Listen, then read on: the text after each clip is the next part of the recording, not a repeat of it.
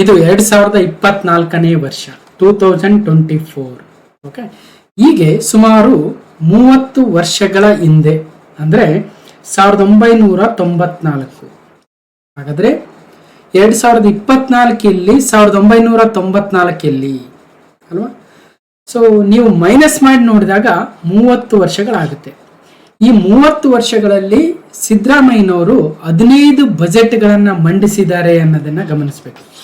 ಹಾಗಾದ್ರೆ ಇವತ್ತು ಫೆಬ್ರವರಿ 16, 2024 ಸಿದ್ದರಾಮಯ್ಯನವರು ತಮ್ಮ ಒಟ್ಟಾರೆಯಾಗಿ 15ನೇ ಬಜೆಟ್ ಮತ್ತು ಮುಖ್ಯಮಂತ್ರಿಗಳಾಗಿ 8ನೇ ಬಜೆಟ್ ಅನ್ನ ಮಂಡಿಸುವ ಮೂಲಕ ಕರ್ನಾಟಕದ ಮಟ್ಟಿಗೆ ಇದೊಂದು ದಾಖಲೆಯೂ ಕೂಡ ಆಗುತ್ತೆ ಅಲ್ವಾ?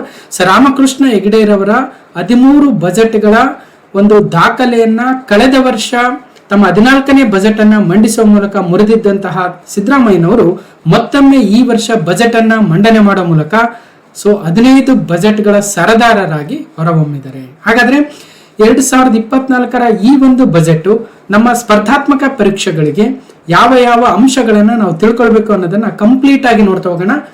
ಸಿದ್ದರಾಮಯ್ಯನವರ 15ನೇ ಬಜೆಟ್ 1994ರಲ್ಲಿ HD ದೇವೇಗೌಡರವರ ಸಂಪುಟದಲ್ಲಿ ಮೊದಲ ಬಾರಿಗೆ ಬಜೆಟ್ ಮಂಡಿಸಿದ್ದ ಸಿದ್ದರಾಮಯ್ಯನವರು ಕಾಲಾನಂತರದಲ್ಲಿ ಹಣಕಾಸು ಸಚಿವರಾಗಿ ಸಾಕಷ್ಟು ಕಾರ್ಯನಿರ್ವಹಿಸಿ ಸಿದ್ದನಾಮಿಕ್ಸ್ ಎನ್ನುವ ಒಂದು ಪದವನ್ನು ಕೂಡ ಹುಟ್ಟು ಹಾಕ್ತಾರೆ ಸಿದ್ದರಾಮಯ್ಯನವರು ಅಲ್ವಾ? ಹಾಗಾದ್ರೆ ಕರ್ನಾಟಕದ 24ನೇ ಮುಖ್ಯಮಂತ್ರಿಯಾಗಿ ಮೇ 20, 2023ರಂದು ಮತ್ತೊಮ್ಮೆ ಅಂದ್ರೆ 2ನೇ ಅವಧಿಗೆ ಮುಖ್ಯಮಂತ್ರಿಗಳಾಗ್ತಾರೆ ಮತ್ತು 15 ಬಾರಿ ರಾಜ್ಯ ಬಜೆಟ್ ಅನ್ನ ಮಂಡಿಸಿದ ದಾಖಲೆಯನ್ನು ಕೂಡ ಹೊಂದಿದ್ದಾರೆ. ಇವತ್ತು ರಾಮಕೃಷ್ಣ ಹೆಗಡೆರವರು 13 ಬಾರಿ ಬಜೆಟ್ ಗಳನ್ನ ಮಂಡಿಸಿದ್ರು. ಇದು ಒಂದ್ ಕಡೆ. ಓಕೆ, ಹಾಗಾದ್ರೆ ಇಡೀ ದೇಶದಲ್ಲಿ ನಮ್ಮ ರಾಜ್ಯದ ಮಾಜಿ ರಾಜ್ಯಪಾಲರು ಹಾಗೂ ಗುಜರಾತ್ ಸರ್ಕಾರದ ಹಣಕಾಸು ಸಚಿವರಾಗಿ ವಜುಭಾಯಿ ರೂಢಾಬಾಯಿ ವಾಲಾರವರು ಸುಮಾರು 18 ಬಾರಿ ಬಜೆಟ್ ಗಳನ್ನ ಮಂಡನೆ ಮಾಡುವ ಮೂಲಕ ಇಡೀ ದೇಶದಲ್ಲಿಯೇ ಒಂದು ರಾಜ್ಯದ ಬಜೆಟ್ ಅನ್ನ ಅತಿ ಹೆಚ್ಚು ಬಾರಿ ಮಂಡಿಸಿರ್ತಕ್ಕಂಥ ಕೀರ್ತಿ ವಜುಭಾಯಿ ವಾಲಾರವರಿಗೆ ಸಲ್ಲುತ್ತೆ. ಸಿದ್ದರಾಮಯ್ಯನವರಿಗೆ 15 ಬಜೆಟ್ಗಳ ಗರಿ ಇವತ್ತಿದೆ ಅನ್ನೋದನ್ನ ಗಮನಿಸೋಣ. ಮುಂದೆ ಇತಿಹಾಸ ಆಗುತ್ತೆ, ನೋಡೋಣ ಅದೇನಾಗುತ್ತೆ ಅಂತ. ಹೀಗೆ 2013ರಿಂದ 2018ರವರೆಗೆ ತಾವು ಮುಖ್ಯಮಂತ್ರಿಗಳಾಗಿದ್ದಂತಹ ಅವಧಿಯಲ್ಲಿ 6 ಬಜೆಟ್ಗಳನ್ನ ಮಂಡಿಸಿದ್ದ ಸಿದ್ದರಾಮಯ್ಯನವರು ಮುಖ್ಯಮಂತ್ರಿಯಾಗಿ ಇದು 8ನೇ ಬಜೆಟ್ ಆಗುತ್ತೆ. ಮೊದಲ ಅವಧಿಯಲ್ಲಿ 6 ಬಜೆಟ್, ಈ ಅವಧಿಯಲ್ಲಿ 2ನೇ ಬಜೆಟ್. ಹೀಗೆ ಮುಖ್ಯಮಂತ್ರಿಯಾಗಿ ಒಟ್ಟು 8 ಬಜೆಟ್ಗಳನ್ನ ಮಂಡಿಸಿರ್ತಕ್ಕಂಥ ಕೀರ್ತಿ ಕೂಡ ಸಿದ್ದರಾಮಯ್ಯನವರಿಗೆ ಸಲ್ಲುತ್ತೆ. ಓಕೆ, ಹೀಗೆ 13 ಮೇ 2013ರಿಂದ 17 ಮೇ 2018ರವರೆಗೆ ಮೊದಲ ಅವಧಿ ಮುಖ್ಯಮಂತ್ರಿ ಮತ್ತು ಈಗ ಮೇ 20, 2023ರಿಂದ ಮತ್ತೊಮ್ಮೆ 2ನೇ ಅವಧಿಗೆ ಮುಖ್ಯಮಂತ್ರಿಗಳಾಗಿದ್ದಾರೆ. ಕಳೆದ ಬಾರಿ ಏನು ಮುಖ್ಯಮಂತ್ರಿ ಆಗಿದ್ರು ಆಗ ಪೂರ್ಣಾವಧಿ 5 ವರ್ಷಗಳ ಸಂಪೂರ್ಣ ಮುಖ್ಯಮಂತ್ರಿಗಳಾಗಿದ್ರು. ಹೀಗೆ 40 ವರ್ಷಗಳಲ್ಲಿ ಕಳೆದ 41 ವರ್ಷಗಳಲ್ಲಿ ಪೂರ್ಣ 5 ವರ್ಷಗಳ ಅವಧಿಗೆ ಸೇವೆ ಸಲ್ಲಿಸಿದ ಕರ್ನಾಟಕದ ಮೊದಲ ಮುಖ್ಯಮಂತ್ರಿ ಎಂದು ಮತ್ತು ಇಡೀ ಕರ್ನಾಟಕ ರಾಜ್ಯದಲ್ಲಿ ಇತಿಹಾಸದಲ್ಲಿ ಗಮನಿಸೋದಾದ್ರೆ ದೇವರಾಜ ಅರಸೂರ್ ಅವರ ನಂತರ ಪೂರ್ಣಾವಧಿ ಮುಖ್ಯಮಂತ್ರಿಯಾಗಿ ಅಧಿಕಾರವನ್ನು ನಡೆಸಿದ 2ನೇ ಮುಖ್ಯಮಂತ್ರಿಯೂ ಕೂಡ ಸಿದ್ದರಾಮಯ್ಯನವರಾಗ್ತಾರೆ ಅಲ್ವಾ? ಹಾಗಾದ್ರೆ 2024ರ ರಾಜ್ಯ ಬಜೆಟ್ 2024 ಏನಿದೆ ಅಲ್ವಾ, ಇದರ ಮುಖ್ಯಾಂಶಗಳನ್ನ ನೋಡ್ತಾ ಹೋಗೋಣ. ಒಟ್ಟು ಬಜೆಟ್ ಗಾತ್ರ 3,71,383 ಕೋಟಿ ರೂಪಾಯಿಗಳು. ಕೇವಲ ಇಷ್ಟು ಸಾಕ ಅನ್ನೋದಾದ್ರೆ ಸಾಕಾಗಲ್ಲ. ಬದಲಾಗಿ ಇಡೀ ಕರ್ನಾಟಕ ರಾಜ್ಯದ ಒಟ್ಟು GST ಕಲೆಕ್ಷನ್ ಎಷ್ಟಿದೆ ಮತ್ತು ಫಿಸ್ಕಲ್ ಡೆಫಿಸಿಟ್ ಅಂದ್ರೆ ವಿತ್ತೀಯ ಕೊರತೆ ಎಷ್ಟಿದೆ, ಈ ಒಂದು ವರ್ಷದ ಬಜೆಟ್ ಅಲ್ಲಿ ಸಾಲವನ್ನ ಸರ್ಕಾರ ಎಷ್ಟು ತೆಗೆದುಕೊಳ್ತಾ ಇದೆ ಮತ್ತು ವಿವಿಧ ಇಲಾಖೆಗಳಿಗೆ ಎಷ್ಟೆಷ್ಟು ಅನುದಾನವನ್ನ ಸಿದ್ದರಾಮಯ್ಯನವರು ತಮ್ಮ 15ನೇ ಬಜೆಟ್ ಅಲ್ಲಿ ಮಂಡನೆಯನ್ನು ಮಾಡಿದ್ದಾರೆ ಅಥವಾ ವಿನಿಯೋಗವನ್ನು ಮಾಡಿದ್ದಾರೆ. ಜೊತೆಗೆ ವಿವಿಧ ಕಾಮಗಾರಿಗಳಿಗೆ, ನೀರಾವರಿ ಯೋಜನೆಗಳಿಗೆ, ಹೊಸ ಯೋಜನೆಗಳಿಗೆ ಎಷ್ಟು ಬಜೆಟ್ ಅನ್ನ ಅನುದಾನವನ್ನ ನೀಡಿದ್ದಾರೆ. ಜೊತೆಗೆ ಇಡೀ ಕರ್ನಾಟಕದ ಒಟ್ಟು ಆದಾಯ ಎಷ್ಟಿದೆ, ಯಾವ ಯಾವ ಮೂಲಗಳಿಂದ ಸರ್ಕಾರಕ್ಕೆ ಆದಾಯ ಬರುತ್ತೆ ಮತ್ತು ಯಾವ ಯಾವ ಮೂಲಗಳಿಗೆ ವೆಚ್ಚವೂ ಕೂಡ ಆಗುತ್ತೆ. ಈ ಎಲ್ಲ ಅಂಶಗಳನ್ನ ಕಂಪ್ಲೀಟ್ ಪಿಕ್ಚರ್ ಅನ್ನು ಇವತ್ತು ಕ್ಲಾಸ್ ನಂಬರ್ 481 ಅಲ್ಲಿ ನೋಡ್ತಾ ಹೋಗೋಣ.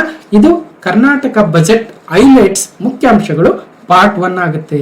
ಸೊ ಕರ್ನಾಟಕ ಬಜೆಟ್ 2024 ಸಿದ್ದರಾಮಯ್ಯನವರ 15th ಬಜೆಟ್ ಆಗುತ್ತೆ.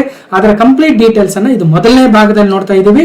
ಸೊ ಎರಡನೇ ಭಾಗದಲ್ಲಿ ಇಡೀ ಪ್ರಮುಖವಾಗಿರ್ತಕ್ಕಂಥ ಎಲ್ಲ ಯೋಜನೆಗಳನ್ನ ತರುವ ಪ್ರಯತ್ನವನ್ನು ಕೂಡ ಮಾಡ್ತಾ ಹೋಗ್ತೀನಿ. ಇದು ಮೊದಲನೇ ಭಾಗ.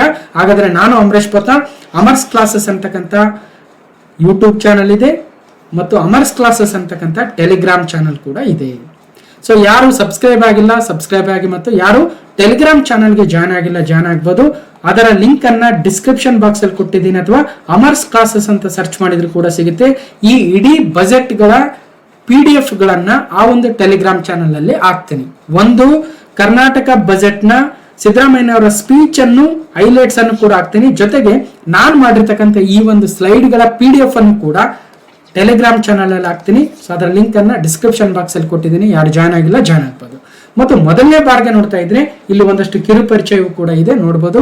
ರಾಜ್ಯದ ಅತ್ಯುನ್ನತ ಇಂಜಿನಿಯರಿಂಗ್ ಕಾಲೇಜ್ಗಳಲ್ಲಿ ಒಂದಾಗಿರ್ತಕ್ಕಂಥ ಪೆಸಿಟ್ ಇಂದ ಇಂಜಿನಿಯರಿಂಗ್ ಪದವಿಯನ್ನು, ಮತ್ತು ದೇಶದ ಮೊಟ್ಟ ಮೊದಲ IIT ಆಗಿರ್ತಕ್ಕಂಥ IIT ಖರಗ್ಪುರ್ ಇಂದ ಸ್ನಾತಕೋತ್ತರ ಪದವಿಯನ್ನು, ಮತ್ತು KS ಹೀಗೆ ವಿವಿಧ ಪರೀಕ್ಷೆಗಳಲ್ಲಿ ಪಾಸ್ ಆಗಿರ್ತಕ್ಕಂಥ ಅನುಭವದೊಂದಿಗೆ ಸೊ ಕರ್ನಾಟಕ ರಾಜ್ಯದ ವಿವಿಧ ಸ್ಪರ್ಧಾತ್ಮಕ ಪರೀಕ್ಷೆಗಳಿಗೆ ಏನು ತಯಾರಾಗ್ತಾ ಇದ್ದಾರೆ ಅವರೆಲ್ಲರಿಗೂ ಕೂಡ ಸಾಕಷ್ಟು ವಿಡಿಯೋಗಳ ಒಂದು ಉಣಬಡಿಸುವ ಕಾರ್ಯಕ್ರಮವನ್ನು ಕೂಡ ಮಾಡ್ತಾ ಇದ್ದೀನಿ. ಸೊ ಈ ಕಾರ್ಯಕ್ರಮಕ್ಕೆ ನಿಮ್ಮ ಸಹಕಾರವೂ ಕೂಡ ಇಂಪಾರ್ಟೆಂಟ್ ಆಗುತ್ತೆ. ಸೂಪರ್ ಥ್ಯಾಂಕ್ಸ್ ಅಮರ್ ಸರ್ಗೆ ಜಾಯ್ನ್ ಆಗೋ ಮೂಲಕ ಮತ್ತಷ್ಟು ನಮ್ಮ ಸಹಕಾರವನ್ನು ನೀಡ್ತೀರಾ ಅಂತ ಭಾವಿಸ್ತಾ, ಜೊತೆಗೆ ವಿವಿಧ ವಿಡಿಯೋಗಳು ಕೂಡ ಇದಾವೆ. ಭಾರತ ರತ್ನ ಒಂದ್ ಕಡೆ, ಪದ್ಮ ಅವಾರ್ಡ್ಸ್ ಮತ್ತೊಂದ್ ಕಡೆ. ಸೊ ಹೂ ಈಸ್ ಹೂ ಅಂದ್ರೆ ಕರ್ನಾಟಕ ಮತ್ತು ಭಾರತದ ವಿವಿಧ ಸಂಘಗಳು, ಸಂಸ್ಥೆಗಳು, ಆರ್ಗನೈಸೇಷನ್ಗಳ ಮುಖ್ಯಸ್ಥರು ಯಾರ್ಯಾರು, ಅದರ ಬಗ್ಗೆ military exercises, so days and themes, international organisations, GI tags, books and authors, COP28, sports awards, biodiversity heritage sites, so number systems, cryptocurrency, ChatGPT, ICC world cup, national games, Israel, so ಹೀಗೆ Asian games, Nobel awards, Oscar awards ಎಲ್ಲವೂ ಕೂಡ ಇದೆ. So ಹೋಗಿ ನೋಡ್ಬೋದು. ಈಗ ನಾವು ಆಯವ್ಯಯ 2024-25 so ಏನೇನಿದೆ ಸಿದ್ದರಾಮಯ್ಯನವರ 16ನೇ ಬಜೆಟ್. ಸೊ ನೋಡ್ತಾ ಹೋಗೋಣ, ಇದರ ಮುಖ್ಯಾಂಶಗಳನ್ನು ಕೂಡ ನೋಡ್ತಾ ಹೋಗೋಣ. ಈಗ ಆಲ್ರೆಡಿ ನೋಡಿದ್ವಿ ಸಿದ್ದರಾಮಯ್ಯನವರ 15ನೇ ಬಜೆಟ್, ಮತ್ತು ಅತಿ ಹೆಚ್ಚು ಬಜೆಟ್ಗಳನ್ನ ಮಂಡಿಸಿರ್ತಕ್ಕಂಥ ಕೀರ್ತಿ ವಜುಭಾಯಿ ರೂಢಾಬಾಯಿ ವಾಲಾರ್ ಅವರಿಗೆ ಸಲ್ಲುತ್ತೆ ಅಂತ ನೋಡಿದ್ವಿ. ಮತ್ತು ರಾಮಕೃಷ್ಣ ಹೆಗಡೆ, SR ಬೊಮ್ಮಾಯಿ, ದೇವೇಗೌಡ, JH ಪಟೇಲ್, ಧರ್ಮಸಿಂಗ್ ರವರ ಸಚಿವ ಸಂಪುಟಗಳಲ್ಲಿ ವಿವಿಧ ಖಾತೆಗಳ ನಿರ್ವಹಣೆಯನ್ನು ಕೂಡ ಸಿದ್ದರಾಮಯ್ಯನವರು ಮಾಡಿದ್ರು. 1983ರಲ್ಲಿ ಚಾಮುಂಡೇಶ್ವರಿ ಕ್ಷೇತ್ರದಿಂದ ವಿಧಾನಸಭೆಗೆ ಆಯ್ಕೆಯಾಗಿ ಲೋಕದಳ ಪಕ್ಷದಿಂದ ಆಯ್ಕೆ ಆಗ್ತಾರೆ. 1985ರಲ್ಲಿ ರಾಮಕೃಷ್ಣ ಹೆಗಡೆ ಸರ್ಕಾರದಲ್ಲಿ ಪಶುಸಂಗೋಪನೆ ಮತ್ತು ರೇಷ್ಮೆ ಸಚಿವರಾಗಿ ಕಾರ್ಯನಿರ್ವಹಿಸ್ತಾರೆ. 1988ರಲ್ಲಿ ಸಾರಿಗೆ ಸಚಿವರಾಗಿ SR ಬೊಮ್ಮಾಯಿ ಸಂಪುಟದಲ್ಲಿ ಕಾರ್ಯನಿರ್ವಹಣೆ. 1994ರಲ್ಲಿ 3ನೇ ಬಾರಿಗೆ ವಿಧಾನಸಭೆಗೆ ಮರಳುತ್ತಾರೆ ಮತ್ತು ದೇವೇಗೌಡರವರ ಸಂಪುಟದಲ್ಲಿ ಹಣಕಾಸು ಸಚಿವರಾಗಿ ಸೇವೆ ಸಲ್ಲಿಸ್ತಾರೆ. ಅಲ್ಲಿಂದ ಸ್ಟಾರ್ಟ್ ಆಗುತ್ತೆ ಅವರ ಬಜೆಟ್ ಮಂಡನೆ ಕಾರ್ಯ. 1996ರಲ್ಲಿ ಸೊ ದೇವೇಗೌಡರವರು ಪ್ರಧಾನಮಂತ್ರಿಗಳಾಗ್ತಾರೆ. ಆ ಸಂದರ್ಭದಲ್ಲಿ JH ಪಟೇಲ್ ಅವರು ಮುಖ್ಯಮಂತ್ರಿಗಳು ಕೂಡ ಆಗ್ತಾರೆ. ಆ ಸರ್ಕಾರದಲ್ಲಿ ಉಪಮುಖ್ಯಮಂತ್ರಿಗಳಾಗಿ ಸಿದ್ದರಾಮಯ್ಯನವರು ಹಣಕಾಸು ಖಾತೆಯನ್ನು ಕೂಡ ನಿರ್ವಹಿಸ್ತಾರೆ. 2004ರಲ್ಲಿ ಧರ್ಮಸಿಂಗ್ ಅವರ ಸರ್ಕಾರದಲ್ಲಿ ಉಪಮುಖ್ಯಮಂತ್ರಿ ಮತ್ತು ಹಣಕಾಸು ಸಚಿವರಾಗಿ ಕಾರ್ಯನಿರ್ವಹಿಸ್ತಾರೆ. ನಂತರ ದಿನಗಳಲ್ಲಿ ಕರ್ನಾಟಕದ ಮುಖ್ಯಮಂತ್ರಿಗಳಾಗ್ತಾರೆ. 2ನೇ ಅವಧಿಗೂ ಕೂಡ ಈಗ ಮುಖ್ಯಮಂತ್ರಿಗಳಾಗಿದ್ದಾರೆ. ಸೊ ಇಲ್ಲಿ ನೋಡ್ಬೋದು 24 ಚೀಫ್ ಮಿನಿಸ್ಟರ್ ಆಫ್ ಕರ್ನಾಟಕ ಅಂತ. ಸೊ ಗಮನಿಸಬೇಕು. ಸದಾದ ನಂತರ ಸ್ವಲ್ಪ ಡೀಟೇಲ್ಸ್ ಇದೆ, ಮತ್ತು ಪ್ರಶ್ನೆಗಳು ಯಾವ ರೀತಿಯಾಗಿ ಬರ್ತವೆ, ಇತ್ತೀಚಿನ ಪ್ರಶ್ನೆಗಳು ಬಜೆಟ್ ಮೇಲೆ ಯಾವ ರೀತಿಯಾಗಿ ಕೇಳಿದ್ದಾರೆ ಅದನ್ನು ಕೂಡ ನೋಡಿದಾಗ ನಮಗೆ ಕಾನ್ಫಿಡೆನ್ಸ್ ಬರುತ್ತೆ, ಓಹೋ ನಾವು ಬಜೆಟ್ ಮೇಲೆ ಯಾವ ರೀತಿಯಾಗಿ ತಿಳ್ಕೊಬೇಕಂತ. ಸೊ ಇತ್ತೀಚಿನ assistant director economics and statistic department ಅಲ್ಲಿ 2023ರಲ್ಲಿ ನಡೆದಿತ್ತು ಪರೀಕ್ಷೆ. ಅದರಲ್ಲಿ ಭಾರತ ಸಂವಿಧಾನದ ಕೆಳಗಿನ ಯಾವ ವಿಧಿಗಳ ಅಡಿಯಲ್ಲಿ ಪ್ರತಿ ಹಣಕಾಸು ವರ್ಷಕ್ಕೆ ಸಂಬಂಧಿಸಿದಂತೆ ಭಾರತ ಸರ್ಕಾರದ ಅಂದಾಜು ಸ್ವೀಕೃತಿ ವೆಚ್ಚಗಳ ಹೇಳಿಕೆಯನ್ನು ಸಂಸತ್ತಿನ ಮುಂದೆ ಇಡಬೇಕು, ಅಂದ್ರೆ ಬಜೆಟ್ ಅನ್ನ ಯಾವ ಆರ್ಟಿಕಲ್ ಮುಖಾಂತರ ಮಂಡನೆ ಮಾಡಬೇಕು ಅಂತ ಕೇಳಿದ್ದಾರೆ. ಗೊತ್ತಿದೆ ಸರಿಯಾದ ಉತ್ತರ 112ನೇ ಆರ್ಟಿಕಲ್. ಅದಕ್ಕೋಸ್ಕರ ಬಜೆಟ್ ಎಂಬ ಪದವನ್ನ ಸಂವಿಧಾನದಲ್ಲಿ ಎಲ್ಲಿಯೂ ಬಳಸಲಾಗಿಲ್ಲ. ಇದು ಸಂವಿಧಾನದ 112ನೇ ವಿಧಿಯಲ್ಲಿ ವ್ಯವಹರಿಸಿದ ವಾರ್ಷಿಕ ಹಣಕಾಸು ಪತ್ರ ಅಥವಾ ಮುಂಗಡ ಪತ್ರ ಅಂತ ಹೇಳ್ತಾರೆ. ಹಾಗಾದ್ರೆ ಆರ್ಟಿಕಲ್ 112 ಗಮನಿಸಬೇಕು. ಬಜೆಟ್ ಅನ್ನೋದಿಲ್ಲ, ಬದಲಾಗಿ ಅದನ್ನ ನಾವು ಆನ್ಯುವಲ್ ಫೈನಾನ್ಷಿಯಲ್ ಸ್ಟೇಟ್ಮೆಂಟ್ ಅಥವಾ ವಾರ್ಷಿಕ ಹಣಕಾಸು ವಿವರ ಪತ್ರ ಅಥವಾ ಮುಂಗಡ ಪತ್ರ ಅಂತ ಕರಿತೀವಿ ಒಂದ್ ಕಡೆ. ಓಕೆ, ಸೊ ಇದು ಏಪ್ರಿಲ್ 1ರಂದು ಒಂದು ರಾಜ್ಯದ ಅಥವಾ ಒಂದು ದೇಶದ ಆರ್ಥಿಕ ವರ್ಷ ಆರಂಭ ಆಗುತ್ತೆ. ಮಾರ್ಚ್ 31 ಮುಂದಿನ ವರ್ಷದವರೆಗೂ ನಡೆಯುತ್ತೆ. ಈಗ 2024-25ನೇ ಬಜೆಟ್ ಅಂದಾಗ ಇನ್ನು ಈ ಬಜೆಟ್ ನ ಕಾಲಾವಧಿ ಸ್ಟಾರ್ಟೇ ಆಗಿಲ್ಲ. 2024 ಏಪ್ರಿಲ್ 1ರಿಂದ ಆರಂಭವಾಗುತ್ತೆ. 2024 ಏಪ್ರಿಲ್ 1ರಿಂದ 2025 ಮಾರ್ಚ್ 31ರವರೆಗೂ ಇರುತ್ತೆ. ಸೊ ಆ ಒಂದು ವರ್ಷದ ಇಡೀ ಚಿತ್ರಣವನ್ನ ಇಲ್ಲಿ ಕೊಡ್ತಾ ಹೋಗ್ತಾ ಇದ್ದಾರೆ ಅನ್ನಂಗೆ ಅರ್ಥ ಆಯ್ತು ಅನ್ಕೊಳ್ತೇನೆ. ಇದು ಗೊತ್ತಿರ್ತಕ್ಕಂಥದ್ದು ಬಹಳ ಜನಕ್ಕೆ. ಓಕೆ, ಇನ್ನು ಬೇರೆ ಪ್ರಶ್ನೆ ಯಾವ ರೀತಿಯಾಗಿ ಕೇಳಿದ್ರೆ, ಇತ್ತೀಚೆಗೆ 7/1/2024 ಜಸ್ಟ್ 1.5 ಮಂತ್ ಬ್ಯಾಕ್ ಅಥವಾ 1 month back KPSC commercial tax inspector exam ಅಲ್ಲಿ ಕಲ್ಯಾಣ ಕರ್ನಾಟಕದ ಪೇಪರ್ ಅಲ್ಲಿ ಸರಿಯಾದ ಕ್ರಮದಲ್ಲಿ ಬಜೆಟ್ ಅನ್ನ ಜಾರಿಗೊಳಿಸುವಲ್ಲಿ ಕೆಳಗಿನ ಹಂತಗಳನ್ನ ವ್ಯವಸ್ಥೆಗೊಳಿಸಿ ಅಂತ ಕೊಟ್ಟಿದ್ರು. ಅಂದ್ರೆ arrange the following stages in the enactment of budget in proper order ಅಂತ. ನೋಡಿ, ನೀವು ಬೇರೆ ಬೇರೆ ಕಡೆ ಟಿವಿಲಿ ಅಲ್ಲಿ ಇಲ್ಲಿ ಬಜೆಟ್ ಕೇಳೋ ಮೆಥಡ್ಗೂ ನಾವು ಮಾಡ್ತಕ್ಕಂಥ ಬಜೆಟ್ ಮೆಥಡ್ ಬಹಳ ಡಿಫ್ರೆಂಟ್ ಆಗಿರುತ್ತೆ ಅಲ್ವಾ. ಇಲ್ಲಿ ಎಕ್ಸಾಮ್ ಓರಿಯೆಂಟೆಡ್ ಆಗಿ ಎಕ್ಸಾಮ್ ಅಲ್ಲಿ ಏನ್ ಕೇಳ್ತಾರೆ ಅದ್ರ ಮೇಲೆ ಹೆಚ್ಚಿನ ಫೋಕಸ್ ಇರುತ್ತೆ. ಇವುಗಳನ್ನ ಟಿವಿಲಿ ಹೇಳಲ್ಲ ನನಗೆ. ಓಕೆ, ಸೊ ಇಲ್ಲಿ ನೋಡಿ, ಮೊದಲನೇದಾಗಿ presentation of the budget to the legislature. ಅಂದ್ರೆ ಇವತ್ತು ವಿಧಾನಸಭೆಗೆ ಅಥವಾ ಶಾಸಕಾಂಗಕ್ಕೆ ಮುಖ್ಯಮಂತ್ರಿ ಅವರು ಬಜೆಟ್ ಅನ್ನ ಮಂಡನೆ ಮಾಡಿದ್ದಾರೆ. ಹಾಗಾಗಿ ಮೊದಲನೇ ಸ್ಟೆಪ್. ಅದಾದ್ಮೇಲೆ ಎರಡನೇ ಸ್ಟೆಪ್ ಸಾಮಾನ್ಯ ಚರ್ಚೆ ಆಗುತ್ತೆ, ಜನರಲ್ ಡಿಸ್ಕಷನ್ ಆಗುತ್ತೆ. ಅದಾದ್ಮೇಲೆ ಅನುದಾನದ ಬೇಡಿಕೆಗಳ ಮತದಾನವೂ ಕೂಡ ಆಗುತ್ತೆ. ಅದಾದ್ಮೇಲೆ ವಿನಿಯೋಗ ಮಸೂದೆ ಅಂದ್ರೆ ಅಪ್ರಾಪ್ರಿಯೇಷನ್ ಬಿಲ್ ಆಗುತ್ತೆ. Finally passing the finance bill. ಇದು ಪ್ರೊಸೀಜರ್. ನನಗೆ ಈ ಪ್ರೊಸೀಜರ್ ಯಾವ್ದಾದ್ಮೇಲೆ ಯಾವುದು ಅಂತ ಕೇಳಿದ್ರೆ ಎಕ್ಸಾಮ್ ಅಲ್ಲಿ ಮೊನ್ನೆ ರೀಸೆಂಟ್ ಆಗಿ 1 month back. So KPSC commercial tax inspector ಅಲ್ಲಿ ನೀವು ಈಗ ಬಜೆಟ್ ಅನ್ನ ನೋಡ್ತಾ ಇರ್ತಕ್ಕಂಥವ್ರು, ನನ್ಗನ್ಸುತ್ತೆ ಹೆಚ್ಚಿನ ಜನ KS ಎಕ್ಸಾಮ್ ಪ್ರಿಪೇರ್ ಆಗ್ತಾ ಇರ್ತೀರಾ, ಅಥವಾ KPSC ಗ್ರೂಪ್ ಸಿ ಅಥವಾ PDO. ಹೆಚ್ಚಿನ ಜನ KPSC ಪರೀಕ್ಷೆಗೆ ಪ್ರಿಪೇರ್ ಆಗ್ತಾ ಇರ್ತಕ್ಕಂಥವ್ರಿಗೆ ಬಜೆಟ್ ಎಕನಾಮಿಕ್ಸ್ ಸರ್ವೆ ಬಹಳ ಇಂಪಾರ್ಟೆಂಟ್. ಅದಕ್ಕೋಸ್ಕರ ನಾನು ಕೂಡ ಅದೇ ವಿವಿಂದನೇ ಪಾಠವನ್ನು ಮಾಡ್ತಾ ಇರ್ತಕ್ಕಂಥದ್ದು ಗಮನಿಸಬೇಕು. ಸೊ ಹಾಗಾದ್ರೆ steps in enactment of the budget ನೋಡಿದ್ವಿ, ಯಾವ್ಯಾವ ಸ್ಟೆಪ್ಸ್ ಅಂತ. ಅದಾದ್ಮೇಲೆ ಮತ್ತೊಂದು ಪ್ರಶ್ನೆ ಕೇಳಿದ್ರಿ ಇತ್ತೀಚೆಗೆ, ಸೇಮ್ ಈ ಒಂದು ಪ್ರಶ್ನೆ KPSCಯ commercial tax inspector CTA exam ನ KK ಪೇಪರ್ ಅಲ್ಲಿ ಇದ್ರೆ ಸ್ಟೆಪ್ಸ್ ಯಾವ್ಯಾವ ಅಂತ.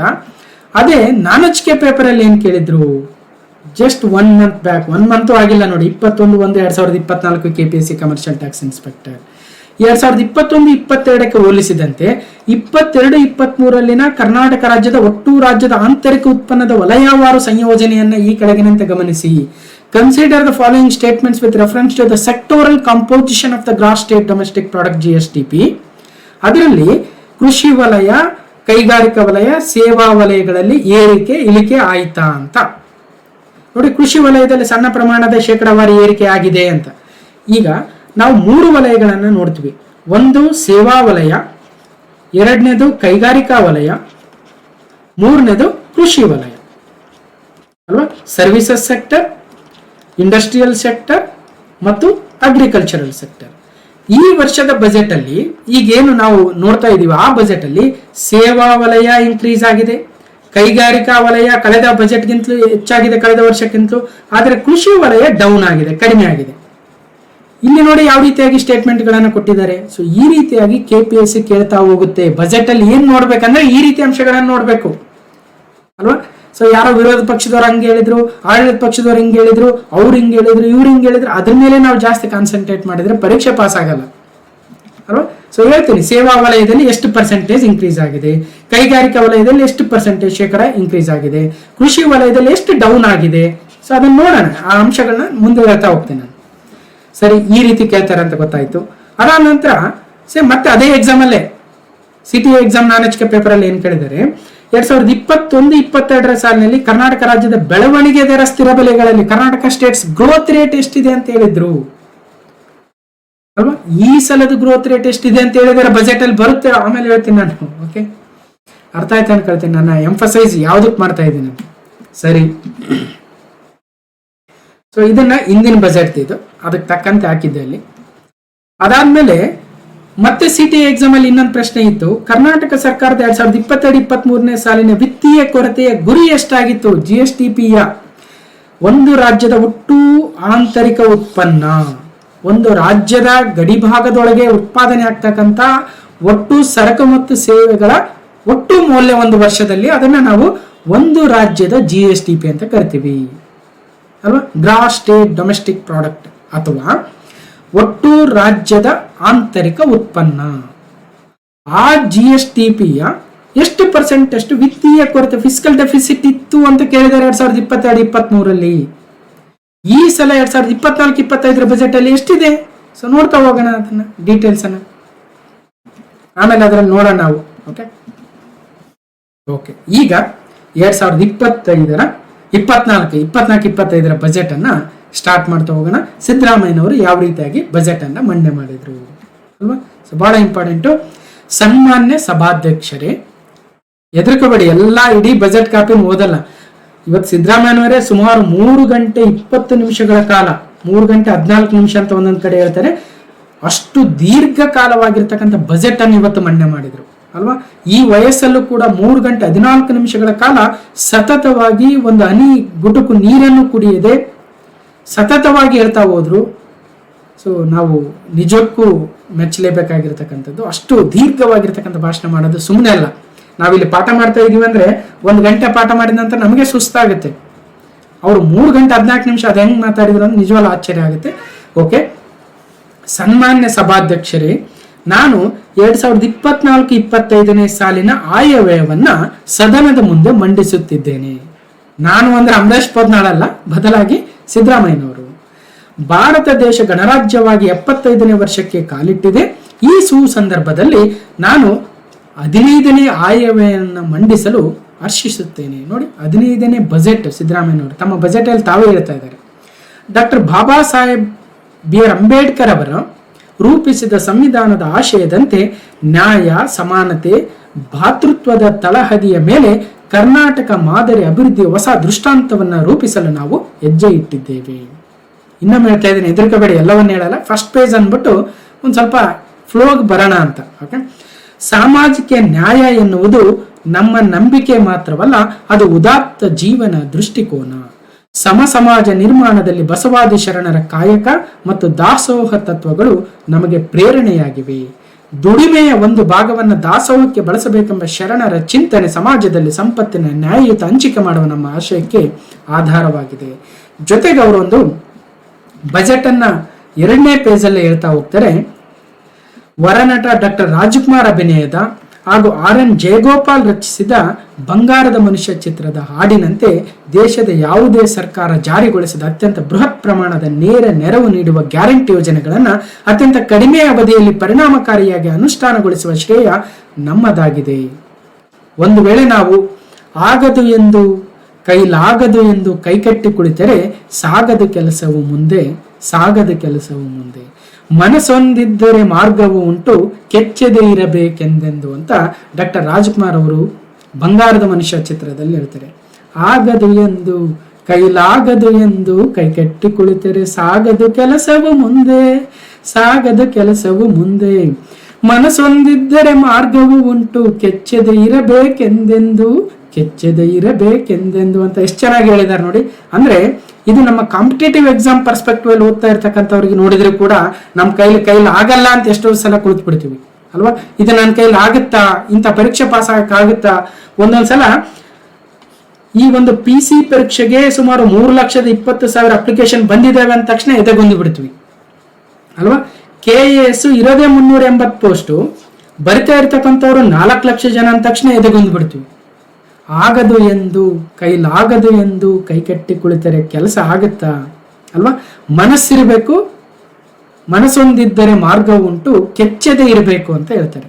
ಡಾಕ್ಟರ್ ರಾಜ್ಕುಮಾರ್ ಅವರೇ ಹೇಳಿದ್ದಾರೆ ಅಲ್ವಾ? ಸೊ ಹೀಗೆ ಈ ಮಾತನ್ನ ನಾವು ಪ್ರೇರಣೆಯಾಗಿ ತೆಗೆದುಕೊಳ್ತಾ ಬಜೆಟ್ ಅನ್ನ ನೋಡ್ತಾ ಹೋಗೋಣ. ಅದರಲ್ಲೂ 5 ಗ್ಯಾರಂಟಿ ಯೋಜನೆಗಳ ಅನುಷ್ಠಾನದ ಬಗ್ಗೆ, ನಮ್ಮ ಮಹತ್ವಾಕಾಂಕ್ಷೆಯ ಗ್ಯಾರಂಟಿಗಳು ಜನರ ಆಶೋತ್ತರಗಳನ್ನು ಆಧರಿಸಿವೆ ಅಂತ ಹೇಳ್ತಾ ಹೋಗ್ತಾ, ಶಕ್ತಿ ಯೋಜನೆ ಅಲ್ವಾ, ಇನ್ನೊಂದು ಕಡೆ ಗೃಹಜ್ಯೋತಿ ಯೋಜನೆ, ಮತ್ತೊಂದು ಕಡೆ ಗೃಹಲಕ್ಷ್ಮಿ ಯೋಜನೆ, ಯುವನಿಧಿ ಯೋಜನೆ ಮತ್ತು 5ನೇದು ಅನ್ನಭಾಗ್ಯ ಯೋಜನೆ. ಈ ಯೋಜನೆಗಳಿಗೆ ಸೊ ಎಷ್ಟೆಷ್ಟು ಅನುದಾನವನ್ನ ನಾವು ನಿಗದಿಪಡಿಸಿದ್ವಿ ಅಂತ ಹೇಳ್ತಾ ಹೋಗ್ತಾರೆ. ಅದಕ್ಕಿಂತ ಮುಂಚೆ ನಾವು ಇಡೀ ಆಯವ್ಯಯದ ಪಕ್ಷಿ ನೋಟವನ್ನ ನೋಡ್ತಾ ಆ ಗ್ಯಾರಂಟಿ ಯೋಜನೆ ಕಡೆ ಮತ್ತು ಅದಕ್ಕೆ ಎಷ್ಟು ಅನುದಾನವನ್ನ ಹೋದ ವರ್ಷ ಮತ್ತು ಈ ವರ್ಷ ಎತ್ತಿಟ್ಟಿದ್ದಾರೆ ಅನ್ನೋದನ್ನ ನೋಡ್ತಾ ಹೋಗೋಣ. ಓಕೆ, ಮೊದಲನೇದಾಗಿ ಆಯವ್ಯಯ 2024-25 ಮುಖ್ಯಾಂಶಗಳು. ಆಯವ್ಯಯದ ಪಕ್ಷಿ ನೋಟ. ಫಸ್ಟ್ ಪಾಯಿಂಟ್ ಏನಂದ್ರೆ, ಆಯವ್ಯಯದ ಗಾತ್ರ ಎಷ್ಟು ಅಂತ ಕೇಳ್ಬಿಡ್ತಾರೆ, ಬಜೆಟ್ ಸೈಜ್ ಎಷ್ಟು ಅಂತ. ಸೊ 3,71,383 ಕೋಟಿ ರೂಪಾಯಿಗಳು, 3,71,383 ಕೋಟಿ ರೂಪಾಯಿಗಳು. ಈ ನಂಬರ್ನ ನೆನ್ಪಿಡ್ಲೇಬೇಕು. ನಾನು ಹೇಳ್ತಾ ಹೋಗ್ತೇನೆ ಕೆಲವೊಂದು ನಂಬರ್ ವೆರಿ ಇಂಪಾರ್ಟೆಂಟ್ ಅಂತ, ಆ ನಂಬರ್ನ ನೆನ್ಪಿಡಿ, ಯಾಕಂದ್ರೆ ನೇರವಾಗಿ ಎಕ್ಸಾಮ್ ಅಲ್ಲಿ ಕೇಳ್ತಾರೆ. ಓಕೆ, ನೆಕ್ಸ್ಟ್ ಇದರಲ್ಲಿ ಒಟ್ಟು ಸ್ವೀಕೃತಿ ಎಷ್ಟು? ಸ್ವೀಕೃತಿ ಅಂದ್ರೆ ಒಟ್ಟು ರಿಸಿಪ್ಟ್ಸ್ ಎಷ್ಟು ಅನ್ನಂಗೆ, ಅಂದ್ರೆ ಯಾವ ಯಾವ ಮೂಲದಿಂದ ಸರ್ಕಾರಕ್ಕೆ ದುಡ್ಡು ಬರುತ್ತೆ ಅನ್ನಂಗೆ ಅರ್ಥ. ಸಾಲ ತೆಗೆದುಕೊಳ್ತಾರ ಅಥವಾ ರೆವೆನ್ಯೂ ಕಲೆಕ್ಟ್ ಆಗುತ್ತಾ, ಅಬಕಾರಿಯಿಂದ ಎಷ್ಟು ಬರುತ್ತೆ, ಸ್ಟಾಂಪ್ ಡ್ಯೂಟಿಯಿಂದ ಎಷ್ಟು ಬರುತ್ತೆ, ಇನ್ನೊಂದರಿಂದ ಎಷ್ಟು ಬರುತ್ತೆ, ಮತ್ತೊಂದರಿಂದ ಎಷ್ಟು ಬರುತ್ತೆ. ಸೊ ಒಟ್ಟು ರಿಸಿಪ್ಟ್ಸ್ ಎಷ್ಟು ಬರುತ್ತೆ? ನಮ್ಮ ಹತ್ರ ಇನ್ಕಮ್ ಇದ್ರೆ ತಾನೇ ಅದನ್ನ ಖರ್ಚು ಮಾಡೋಕ್ಕಾಗೋದು. ಸೊ ಟೋಟಲ್ ರಿಸಿಪ್ಟ್ ಎಷ್ಟು ಬರುತ್ತೋ ಅದ್ರಲ್ಲಿ ನಾವು ಎಕ್ಸ್ಪೆಂಡಿಚರ್ ಮಾಡ್ಬೋದು ಅಲ್ವಾ. ಈಗ ನನಗೆ 100 ರೂಪಾಯಿ ಬಂದ್ರೆ ನಾನು 100 ರೂಪಾಯಿ ಖರ್ಚು ಮಾಡ್ಬೋದು. ಇಲ್ಲ ನನಗೆ 80 ರೂಪಾಯಿ ಬಂದ್ರೆ 100 ರೂಪಾಯಿ ಖರ್ಚು ಮಾಡಿದ್ರೆ ಎಷ್ಟು ರೂಪಾಯಿ ಸಾಲ ಆಯ್ತು? 20 ರೂಪಾಯಿ ಸಾಲ ಆಯ್ತು ಅಲ್ವಾ. ಅದನ್ನ ಸಾಲ ಅಥವಾ ಡೆಪ್ಟ್ ಅಂತ ಕರಿತೀವಿ. ಹೀಗೆ ಒಟ್ಟು ಸ್ವೀಕೃತಿ 3,68,674 ಕೋಟಿ ರೂಪಾಯಿಗಳು. ಅದರಲ್ಲಿ ಮತ್ತೆ ರೆವೆನ್ಯೂ ರಿಸಿಪ್ಟ್ಸ್ ಎಷ್ಟಿದೆ? ರಾಜಸ್ವ ಸ್ವೀಕೃತಿ 2,63,178 ಕೋಟಿ ರೂಪಾಯಿಗಳು. ಮತ್ತು ಸಾರ್ವಜನಿಕ ಋಣ ಅಂದ್ರೆ ಸಾಲವನ್ನು ಈ ಸಲ ಎಷ್ಟು ಮಾಡ್ತಾ ಇದ್ದಾರೆ? 1,05,246 ಕೋಟಿ. ಸಾಲ ಎಷ್ಟು ಅಂದ್ರೆ 1,05,246 ಕೋಟಿಗಳನ್ನ ಈ ಸಲ ಸಾಲ ತೆಗೆದುಕೊಳ್ತಾ ಇದೆ ನಮ್ಮ ಸರ್ಕಾರ. ಆಯ್ತು, ಒಟ್ಟು 3,68,674 ಕೋಟಿ ರೂಪಾಯಿಗಳಲ್ಲಿ ವೆಚ್ಚ ಎಷ್ಟಾಗ್ತಾ ಇದೆ? 3,71,383 ಕೋಟಿ ರೂಪಾಯಿಗಳ ವೆಚ್ಚ. ಆಯವ್ಯಯದ ಗಾತ್ರ ಎಷ್ಟಿರುತ್ತೋ ಅಷ್ಟು ವೆಚ್ಚ ಆಗುತ್ತೆ ನನಗೆ. ಅದರಲ್ಲಿ ಮತ್ತೆ ರಾಜಸ್ವ ವೆಚ್ಚ ಅಂದ್ರೆ ರೆವೆನ್ಯೂ ಎಕ್ಸ್ಪೆಂಡಿಚರ್ 2,90,531 ಕೋಟಿ, ಅಂದ್ರೆ ದಿನನಿತ್ಯದ ಬಳಕೆಗೆ ಅಷ್ಟು ಹೋಗುತ್ತೆ. ಮತ್ತು ಬಂಡವಾಳ ವೆಚ್ಚ ಅಂದ್ರೆ ಕ್ಯಾಪಿಟಲ್ ಎಕ್ಸ್ಪೆಂಡಿಚರ್ ಅಂದ್ರೆ ರೋಡು, ರಸ್ತೆ ಅಥವಾ ಮತ್ತೊಂದು ಹಾಸ್ಪಿಟಲ್ ಇನ್ಫ್ರಾಸ್ಟ್ರಕ್ಚರ್ ಬಿಲ್ಡ್ಗೆ 55,877 ಕೋಟಿ ರೂಪಾಯಿಗಳು. ಸಾಲ ತೆಗೆದುಕೊಂಡ್ರೆ ಅದನ್ನು ಮರುಪಾವತಿ ಮಾಡೋದಕ್ಕೆ 24,794 ಕೋಟಿ ರೂಪಾಯಿಗಳು. ಸೊ ಒಟ್ಟಾರೆ ಈ ಒಂದು ಬಜೆಟ್ ಅಲ್ಲಿ ಮಹಿಳಾ ಆಯವ್ಯಯಕ್ಕೆ 86,423 ಕೋಟಿ. ವೆರಿ ಇಂಪಾರ್ಟೆಂಟ್ ನಂಬರ್ ಕೇಳ್ತಾರೆ, ಮಹಿಳಾ ಬಜೆಟ್ ಎಷ್ಟು ಅಂತ. ಮಕ್ಕಳ ಬಜೆಟ್ ಎಷ್ಟು ಅಂದ್ರೆ 54,617. ಅಂದ್ರೆ ಮಹಿಳೆಯರ ಮಕ್ಕಳ ವಿವಿಧ ಕಾರ್ಯಕ್ರಮಗಳಿಗೆ ಎಷ್ಟು ಅನುದಾನವನ್ನ ನೀಡಲಾಗಿದೆ ಅನ್ನೋದನ್ನ ಮಹಿಳಾ ಬಜೆಟ್ ಅಥವಾ ನಾವು ಮಕ್ಕಳ ಬಜೆಟ್, ಚಿಲ್ಡ್ರನ್ ಬಜೆಟ್ ಅಂತ ಏನ್ ಕರಿತೀವೋ ಹಾಗೆ. ಓಕೆ, ಸರಿ. ಒಟ್ಟು ಇಲ್ಲಿ ಮೊದಲನೇ ನಂಬರು 3,71,383 ಕೋಟಿ ರೂಪಾಯಿಗಳು ಅನ್ನೋದನ್ನ ತಿಳ್ಕೋಬೇಕು. ಅರ್ಥ ಆಯ್ತು ಅನ್ಕೊಳ್ತೀನಿ. ಆದ್ರೆ ಇಂಗ್ಲಿಷ್ ವರ್ಷನ್ ಕೂಡ ಇಲ್ಲಿ ಕೊಟ್ಟಿದ್ದೀನಿ. ಇದರ ಟೋಟಲ್ PDF ಅನ್ನು ಟೆಲಿಗ್ರಾಮ್ ಚಾನಲ್ ಅಲ್ಲಿ ಹಾಕ್ತೀನಿ, ಹೋಗಿ ನೋಡ್ಬೋದು. ಓಕೆ, ಇನ್ನು 2024-25ನೇ ಸಾಲಿನಲ್ಲಿ 52,000 ಕೋಟಿ ರೂಪಾಯಿಗಳನ್ನ 5 ಗ್ಯಾರಂಟಿಗಳಾದ ಶಕ್ತಿ, ಗೃಹಜ್ಯೋತಿ, ಗೃಹಲಕ್ಷ್ಮಿ, ಯುವ ನಿಧಿ ಮತ್ತು ಅನ್ನಭಾಗ್ಯ ಯೋಜನೆಗಳ ಮೂಲಕ ಕೋಟ್ಯಾಂತರ ಜನರ ಕೈಗೆ ಹಂಚಿಕೆ ಮಾಡಲಾಗುತ್ತದೆ. ಎಷ್ಟು? ಇಲ್ಲಿ ಪ್ರಶ್ನೆ ಏನ್ ಕೇಳ್ತಾರೆ, 2024-25ನೇ ಸಾಲಿನಲ್ಲಿ ಎಷ್ಟು ಕೋಟಿ ರೂಪಾಯಿಗಳನ್ನ ಗ್ಯಾರಂಟಿ ಯೋಜನೆಗಳಿಗೆ ಮೀಸಲಿರಿಸಲಾಗಿದೆ ಅಂದ್ರೆ 52,000 ಕೋಟಿ ರೂಪಾಯಿಗಳು.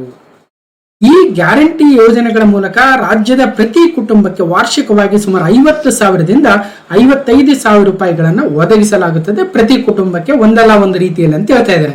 ಅಂದ್ರೆ ಕೆಲವೊಬ್ರು ಶಕ್ತಿ ಯೋಜನೆ ಬಳಸ್ತಾರೆ, ಕೆಲವೊಬ್ರು ಗೃಹ ಜ್ಯೋತಿ ಯೋಜನೆ, ಕೆಲವೊಬ್ರು ಗೃಹಲಕ್ಷ್ಮಿ, ಇನ್ನೊಬ್ರು ಯಾರೋ ಯುವ ನಿಧಿ, ಇನ್ನೊಬ್ರು ಅನ್ನಭಾಗ್ಯ. ಎಲ್ರಿಗೂ ಎಲ್ಲ ಯೋಜನೆ ಬರದೇ ಇರ್ಬೋದು, ಕೆಲವೊಬ್ಬರಿಗೆ ಕೆಲವೊಂದು ಯೋಜನೆ ಬರ್ತವೆ. ಎಲ್ಲಾ ಯೋಜನೆಗಳ ಫಲಾನುಭವಿಗಳು ಇರ್ಬೋದು.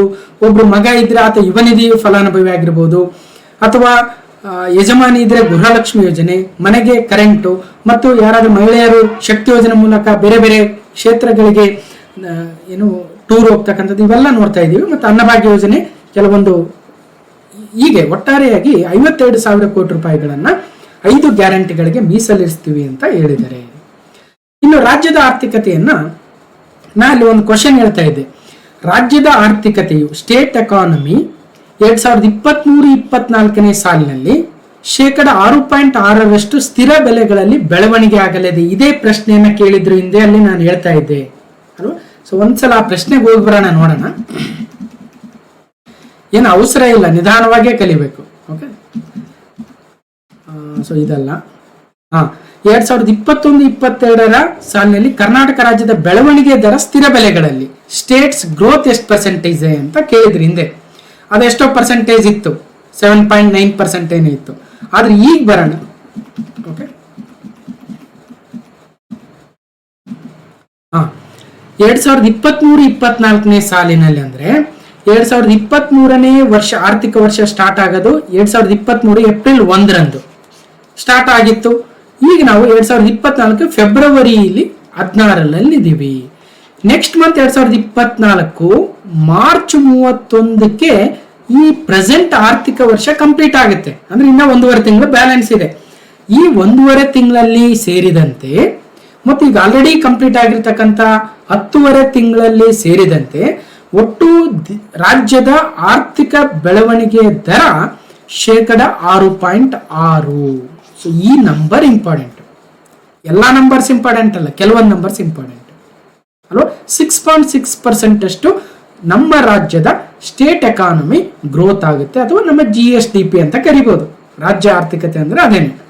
ಸೊ ರಾಜ್ಯದ ಈ ಶ್ಲಾಘನೀಯ ಬೆಳವಣಿಗೆಯು ದೇಶದ ಆರ್ಥಿಕತೆಯನ್ನು ರೂಪಿಸಲು ಪ್ರಮುಖ ಪಾತ್ರವನ್ನು ವಹಿಸಿದೆ. The state economy is estimated to grow at 6.6% constant prices in 2023-24 ಅಂತ ಬಜೆಟ್ ಅಲ್ಲಿ ಹೇಳಿದ್ದಾರೆ.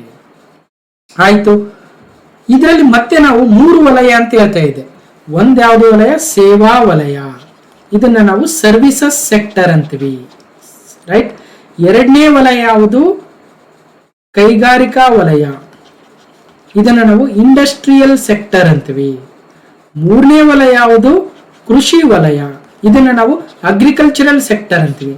ಹೀಗೆ ಈ 3 ವಲಯಗಳನ್ನ ನೋಡೋದಾದ್ರೆ ಯಾವ್ಯಾವ ವಲಯ ಎಷ್ಟು % ಅಷ್ಟು ಗ್ರೋತ್ ಆಗ್ತಾ ಇದೆ? ಸೇವಾ ಮತ್ತು ಕೈಗಾರಿಕಾ ವಲಯಗಳು ರಾಜ್ಯದ ಆರ್ಥಿಕ ಪ್ರಗತಿಯಲ್ಲಿ ಪ್ರಮುಖ ಪಾತ್ರವನ್ನು ವಹಿಸಿದವೆ. ಆದರೆ ಕೃಷಿ ವಲಯ ಇಲ್ಲ ಈ ಸಲ.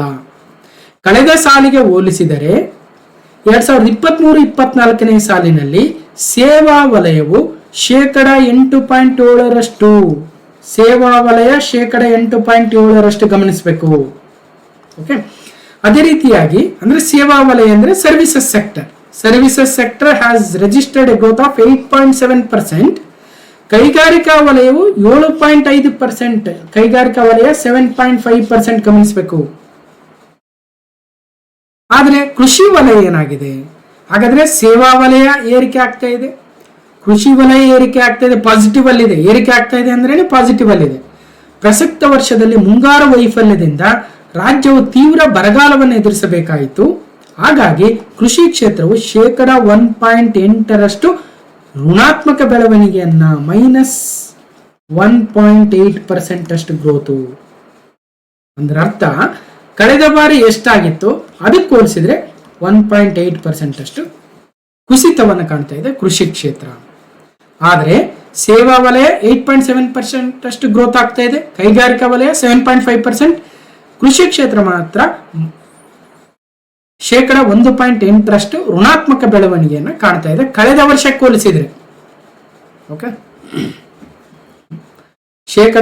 1.8% ಋಣಾತ್ಮಕ ಬೆಳವಣಿಗೆ. ಇಲ್ಲಿ ಮತ್ತೆ ಕನ್ಫ್ಯೂಸ್ ಆಗಬಾರ್ದು.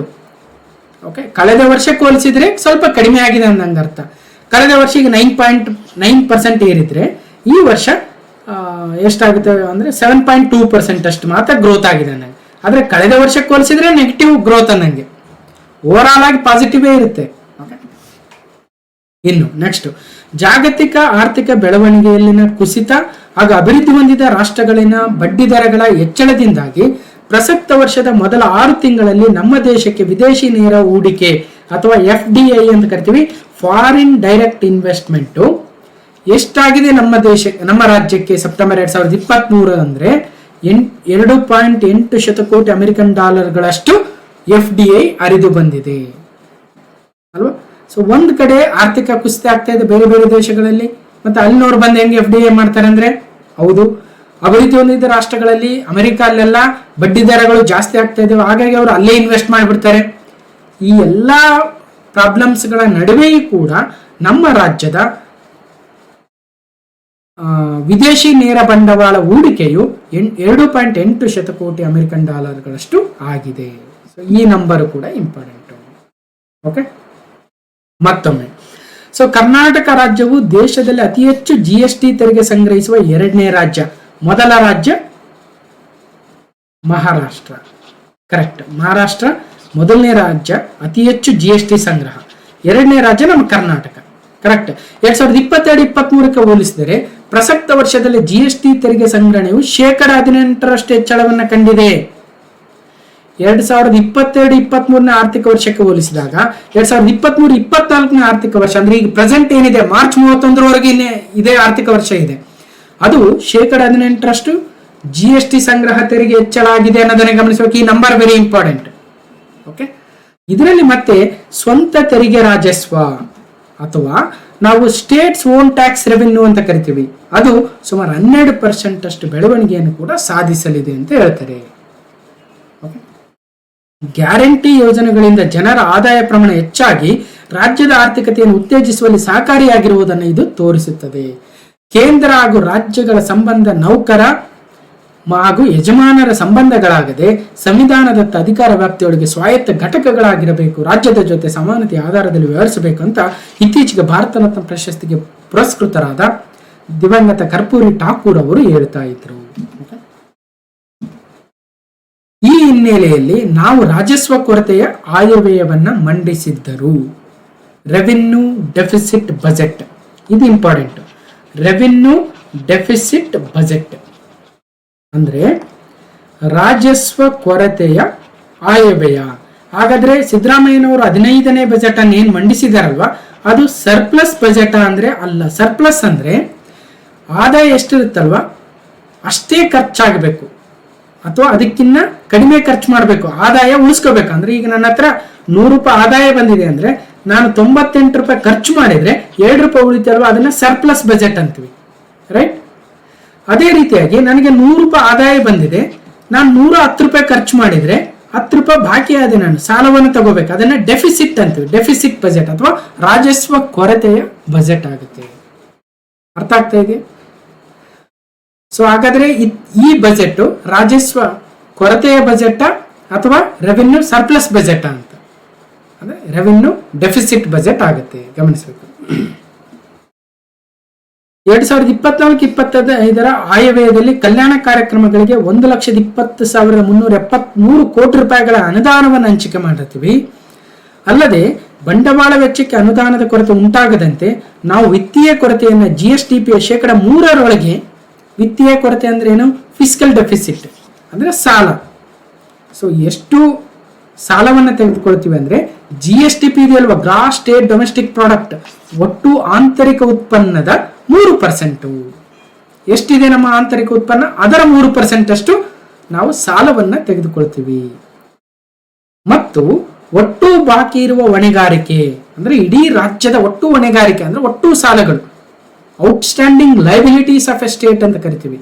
ಆ outstanding liabilities of A state will be around 25% of the GSDP.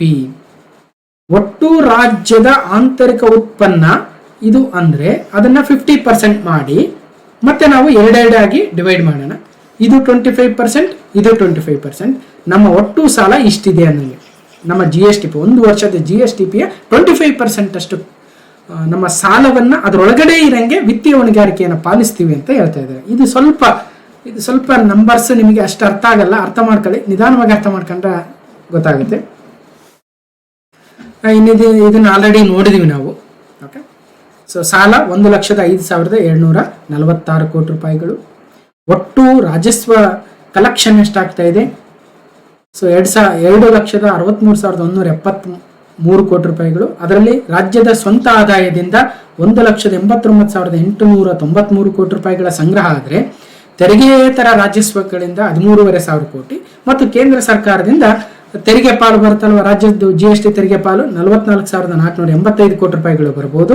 ಜೊತೆಗೆ ಕೇಂದ್ರ ಸರ್ಕಾರದ ಸಹಾಯಧನದ ಕೂಡ 15,300 ಕೋಟಿ ರೂಪಾಯಿಗಳು ಬರುತ್ತೆ ಅಂತ ಹೇಳ್ತಾ ಇದ್ದಾರೆ. ಅದೆಲ್ಲವೂ ಸೇರಿ 2,63,173 ಕೋಟಿ ರೂಪಾಯಿಗಳ ಒಟ್ಟು ರಾಜಸ್ವ ಲೆಕ್ಕ ಆಗುತ್ತೆ. ಓಕೆ. ಅದರಲ್ಲಿ ಮತ್ತೆ ಖರ್ಚು ಬೇರೆ ಬೇರೆ ಇರುತ್ತೆ, ಸಾಲವು ಕೂಡ ಸೇರಿಸ್ಕೊಳ್ತಾರೆ ಅದರಲ್ಲಿ. ಸೊ ಗಮನಿಸಬೇಕು, 1,05,746 ಕೋಟಿ ರೂಪಾಯಿಗಳ ಸಾಲವು ಕೂಡ ಸರಿ. ಸೊ ಇದನ್ನ ಇಂಗ್ಲಿಷಲ್ಲೂ ಕೂಡ ಕೊಟ್ಟಿದ್ದೀನಿ. So 2,63,178 crores. ಅದರಲ್ಲಿ state revenue, state own tax ಎಷ್ಟು ಮತ್ತೆ so other than tax revenue ಎಷ್ಟಿದೆ ಮತ್ತು ಟ್ಯಾಕ್ಸ್ ಡೆವಲ್ಯೂಷನ್ ಎಷ್ಟು ಬರುತ್ತೆ ಕೇಂದ್ರದಿಂದ ಮತ್ತು ಅದರಲ್ಲಿ ಗ್ರಾಂಟ್ ಇನ್ ಏಡ್ ಎಷ್ಟು ಬರುತ್ತೆ, ಸೊ ಟೋಟಲ್ ಬಾರೋಯಿಂಗ್ಸ್ ಎಷ್ಟಾಗಿದೆ, ಗ್ರಾಸ್ ಬಾರೋಯಿಂಗ್ಸು ಅದೆಲ್ಲವನ್ನು ಕೂಡ ನೋಡ್ಬೋದು. ಈಗ 2024-25 ಸಾಲಿನಲ್ಲಿ ಒಟ್ಟು 2,90,531 ಕೋಟಿ ರೂಪಾಯಿಗಳ ರಾಜಸ್ವ ವೆಚ್ಚ ಅಂದ್ರೆ ರೆವೆನ್ಯೂ ಎಕ್ಸ್ಪೆಂಡಿಚರ್, ಅದರಲ್ಲಿ ಮತ್ತೆ ಕ್ಯಾಪಿಟಲ್ ಎಕ್ಸ್ಪೆಂಡಿಚರ್ ಎಷ್ಟು, ಸಾಲದ ಮರುಪಾವತಿ ಎಷ್ಟು, ಒಟ್ಟು ಬಜೆಟ್ನ ಗಾತ್ರ ಎಷ್ಟು, ಇದನ್ನ ಆಲ್ರೆಡಿ ನೋಡಿದ್ವಿ. ಫಾರ್ ಎ ಕಂಪ್ಲೀಟ್ನೆಸ್ ಮತ್ತೊಮ್ಮೆ ಕೊಟ್ಟಿದ್ದೀನಿ. ಸೊ ಅದರ ಟೇಬಲ್ ಅನ್ನು ಕೂಡ ಕೊಟ್ಟಿದ್ದೀನಿ, ಸೊ ನೋಟ್ ಮಾಡ್ಕೊಳ್ಳಿ. ಸೊ ಇಲ್ಲಿ ನೋಡಿ 3,71,382.80 ಅಂದ್ರೆ ಆಲ್ಮೋಸ್ಟ್ 3,71,383 ಕೋಟಿ ರೂಪಾಯಿಗಳು ಸಂಚಿತ ನಿಧಿ ಅಥವಾ ಟೋಟಲ್ ಬಜೆಟ್ ಗಾತ್ರ ಅಂದಂಗೆ ಅರ್ಥ. ಸೊ ಕನ್ಸಾಲಿಡೇಟೆಡ್ ಫಂಡ್ ಅಂತ ಕರಿತೀವಿ. ಹೀಗೆ ರಾಜಸ್ವ ಕೊರತೆ ಎಷ್ಟಾಗುತ್ತೆ 2024-25 ರಾಜಸ್ವ ಕೊರತೆ 27,354 ಕೋಟಿ ರೂಪಾಯಿಗಳಾಗುತ್ತೆ. ಅಂದ್ರೆ ನಾವೇನಂತೀವಿ ರೆವೆನ್ಯೂ ಡೆಫಿಸಿಟ್.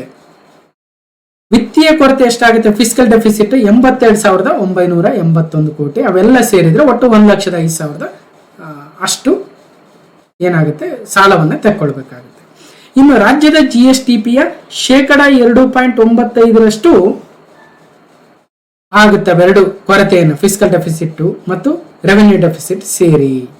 ಓಕೆ, ರಾಜ್ಯದ ಒಟ್ಟು ಹೊಣೆಗಾರಿಕೆ ಎಷ್ಟಿದೆ, ಒಟ್ಟು ಸಾಲ ಎಷ್ಟಿದೆ 2024-25 ಅಂತ್ಯಕ್ಕೆ ರಾಜ್ಯದ ಅಂದ್ರೆ 6,65,095 ಕೋಟಿ ರೂಪಾಯಿಗಳ ಸಾಲ ಇದೆ ನಮ್ಮ ರಾಜ್ಯದ್ದು. ಅದು ನಮ್ಮ GSTPಯ 23.68% ತಲುಪಲಿದೆ, ಗಮನಿಸಬೇಕು ಅಲ್ವಾ. ಸೊ ಹಾಗಾದ್ರೆ GSTPಯ 25% ಅಷ್ಟು ಒಳಗೆ ಇರಬೇಕಲ್ವಾ, ಇದೆ 23.68%.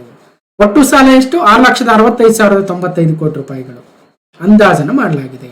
ಹೀಗೆ 2024-25 ರಾಜ್ಯದ ವಿತ್ತೀಯ ಕೊರತೆ ಹಾಗೂ ಒಟ್ಟು ಹೊಣೆಗಾರಿಕೆಯನ್ನು ಕರ್ನಾಟಕ ವಿತ್ತೀಯ ಹೊಣೆಗಾರಿಕೆ ಅಧಿನಿಯಮ, ಕರ್ನಾಟಕ ಫಿಸ್ಕಲ್ ರೆಸ್ಪಾನ್ಸಿಬಿಲಿಟಿ ಆಕ್ಟ್ 2022 ಏನಿದೆ ಅಲ್ವಾ, ಸೊ ಅದರ ಅಡಿಯಲ್ಲಿಯೇ 2022 ಅಲ್ಲ, ಆಕ್ಚುಲಿ ಇದು 2002 ಆಗಬೇಕು. ನಮ್ಮ KFRA ಆಕ್ಟ್ ಬಂದಿದ್ದು 2002 ಕರ್ನಾಟಕ ವಿತ್ತೀಯ ಹೊಣೆಗಾರಿಕೆ ಅಧಿನಿಯಮ. ಅದರಲ್ಲಿ ಏನ್ ಹೇಳ್ತಾರೆ, ಕರ್ನಾಟಕ ರಾಜ್ಯದ ಸಾಲ ಒಟ್ಟು GSTPಯ 3% ಒಳಗೆ ಇರ್ಬೇಕಂತ ಹೇಳ್ತಾರೆ. ಸೊ ಅದಕ್ಕೋಸ್ಕರ 2.95%. ಸರ್ಕಾರದ ಏನ್ರಿ ಬೇಕಾದಷ್ಟು ಆಸ್ತಿ ಇದೆ, ಬೇಕಾದಷ್ಟು ಸಾಲ ಮಾಡಬಹುದು ಅಂದ್ರೆ ಬರಲ್ಲ. So there is a act, ಆ ಆಕ್ಟ್ ಅನ್ನೇ ನಾವು ಕರ್ನಾಟಕ ಫಿಸ್ಕಲ್ ರೆಸ್ಪಾನ್ಸಿಬಿಲಿಟಿ ಆಕ್ಟ್ 2002 ಅಂತ ಕರಿತೀವಿ, ಕರ್ನಾಟಕ ವಿತ್ತೀಯ ಹೊಣೆಗಾರಿಕೆ ಅಧಿನಿಯಮ. ಜೊತೆಗೆ ಒಟ್ಟು ಸಾಲ ಎಷ್ಟಿರ್ಬೇಕು ಕರ್ನಾಟಕದ್ದು ಅಂದ್ರೆ ನಮ್ಮ GSTPಯ 25% ಒಳಗಡೆ ಇರ್ಬೇಕಂತ ಹೇಳುತ್ತೆ ಅದು. ಅದಕ್ಕೋಸ್ಕರ 23.68ಗೆ ನಿಲ್ಲಿಸಿದ್ದಾರೆ. ಇಲ್ಲದೆ ಹೋದ್ರೆ ಒಂದು 8-10 ಲಕ್ಷ ಕೋಟಿ ರೂಪಾಯಿಗಳ ಸಾಲನ ಪಡಿಬಹುದಾಗಿತ್ತು, ಹಂಗ್ ಬರಲ್ಲ ಅದು ಅಲ್ವಾ. ಹೀಗೆ ಒಟ್ಟಾರೆಯಾಗಿ ಕರ್ನಾಟಕ ವಿತ್ತೀಯ ಹೊಣೆಗಾರಿಕೆ ಅಧಿನಿಯಮ 2002 ನಿಗದಿಪಡಿಸಿರುವ ಮಿತಿಯೊಳಗೆ ಅಂದಾಜು ಮಾಡುವ ಮೂಲಕ ವಿತ್ತೀಯ ಶಿಸ್ತನ್ನು ಕೂಡ ಪಾಲನೆ ಮಾಡ್ತಾ ಇದೀವಿ ಅಂತ ಹೇಳ್ತಾ ಇದ್ದಾರೆ ಅಲ್ವಾ. So we have maintained A fiscal discipline by restricting A fiscal deficit and total outstanding liabilities for 2024 and 25 within the limits mandated under the Karnataka Fiscal Responsibility Act 2002 ಅಂತ ಅಲ್ವಾ. ಸೊ ಅರ್ಥ ಆಗ್ತಾ ಇದೆ ಅನ್ಕೊಳ್ತೀನಿ. ಸ್ವಲ್ಪ ಡೀಪ್ ಆಗಿ ಹೇಳ್ತಾ ಇದ್ದೀನಿ. ಇವು ಈ ಭಾಗದಲ್ಲಿ ಕರ್ನಾಟಕದ ಬಜೆಟ್ ನೇನು ನಾವು ಡಿಸ್ಕಷನ್ ಮಾಡ್ತಾ ಇದೀವಿ, ಇದರಲ್ಲಿ ನಾನು ಒಂದೇ ಒಂದು ಯೋಜನೆ ಬಗ್ಗೆನೂ ಕೂಡ ಮಾತಾಡಲ್ಲ. So total over all budget ನ ಪಿಕ್ಚರ್ ನ ಕೊಡ್ತಾ ಇದ್ದೀನಿ. ಮುಂದಿನ ಭಾಗದಲ್ಲಿ ಬೇರೆ ಬೇರೆ ಯೋಜನೆಗಳಿದಾವೆ, ಕೃಷಿ ಕ್ಷೇತ್ರದಲ್ಲಿ ಯಾವ ಯಾವ ಸ್ಕೀಮ್ಗಳಿದಾವೆ, ಶಿಕ್ಷಣ ಕ್ಷೇತ್ರಕ್ಕೆ ಏನ್ ಬಂದಿದೆ, ಕೈಗಾರಿಕಾ ಕ್ಷೇತ್ರಕ್ಕೆ ಏನಿದೆ, ಪ್ರವಾಸೋದ್ಯಮದಲ್ಲಿ ಏನಿದೆ ಅಲ್ವಾ. ಈಗ ಅವೆಲ್ಲವನ್ನ ನಾನು ನೆಕ್ಸ್ಟ್ ಮಾತಾಡ್ತೀನಿ. ಓಕೆ, ಇನ್ನು ಕರ್ನಾಟಕದ ಆದಾಯಕ್ಕೆ ಎಲ್ಲೆಲ್ಲಿಂದ ಜಮೆ ಆಗುತ್ತೆ ಅಲ್ವಾ. ಒಟ್ಟು 1 ರೂಪಾಯಿ ಅನ್ಕೊಳ್ಳೋಣ ಅಥವಾ 100 ಪೈಸೆ. ಈ 100 ಪೈಸೆದಲ್ಲಿ ಅಂದ್ರೆ ಯಾವಾಗ್ಲೂ ನಾವು ಆಯವ್ಯಯವನ್ನ ಮಾತಾಡ್ಬೇಕಾದ್ರೆ 100 ಪೈಸೆನ ಲೆಕ್ಕ ಹಾಕಿ ಆ 100 ಪೈಸೆಗೆ ಯಾವ್ಯಾವ ಮೂಲದಿಂದ ಬರ್ತಾ ಇದೆ, ಆ 100 ಪೈಸೆಯಲ್ಲಿ ಯಾವ್ಯಾವ ಮೂಲಕ್ಕೆ ಖರ್ಚಾಗ್ತಾ ಇದೆ ಅಂತ ಲೆಕ್ಕ ಹಾಕ್ತೀವಿ. ಸೊ ರಾಜ್ಯ ತೆರಿಗೆ ಆದಾಯದಿಂದ 52 ಪೈಸೆ ಬರ್ತಾ ಇದೆ ಸ್ಟೇಟ್ ಟ್ಯಾಕ್ಸ್ ರೆವೆನ್ಯೂ. ಅಂದ್ರೆ ಟೋಟಲ್ ರಿಸಿಪ್ಟ್ ಏನಿದೆ ಕರ್ನಾಟಕದ್ದು, ಅದರದ್ದು 52% of the total receipts are coming from the state tax revenue. ರಾಜ್ಯ ತೆರಿಗೆ ಆದಾಯದಿಂದ ಕೇಳ್ತಾರೆ, ರಾಜ್ಯ ತೆರಿಗೆ ಆದಾಯದಿಂದ ಎಷ್ಟು % ಆದಾಯ ಬರುತ್ತೆ. 2ನೇ ಸ್ಥಾನ ಸಾಲದಿಂದ 28 ಪೈಸೆ ಬಾರೋಯಿಂಗ್ಸ್.